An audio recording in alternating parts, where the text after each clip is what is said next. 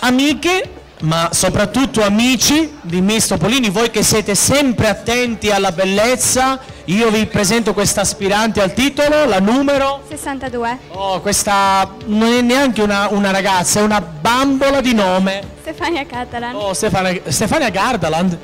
No, ho sentito Stefania Gardaland. Catalan. Ah, scusa, ho sentito Stefania Gardaland. Sarebbe stato il nome più bello che abbiamo mai sentito. Va bene. Stefania, allora, quanti anni hai? 15. 15. Lei sembra uscita da una confezione della Mattel. Guardate, è una bambola davvero. Non so se il nostro amico cameraman può inquadrare le qualità, insomma, della nostra amica. Senti, sei una ragazza molto in forma. Cosa fai per mantenerti in forma? Pallavolo e ogni tanto la mattina vado anche a correre. Wow, magari con l'iPhone. Che musica non deve mai mancare nel tuo iPhone, no, iPod, scusa, nel tuo iPod quando magari vai a fare una bella corsetta?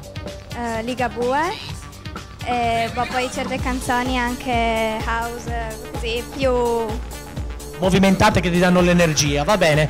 Sei golosa? un po'? Oh, ti piacciono tipo i gelati? Sì, tanto. Ah, vedi, lei è molto furba, va bene. Di dove sei? Trieste. Segno zodiacale? Sagittario. Sagittario, un segno di fuoco, molto bene. Allora, quella è la telecamera. Anche per te la grande opportunità di farti conoscere dal pubblico di Miss Topolini. Saluta chi vuoi. Saluto tutta la mia famiglia, anche le mie amiche che mi stanno guardando. In bocca al lupo. Crepi.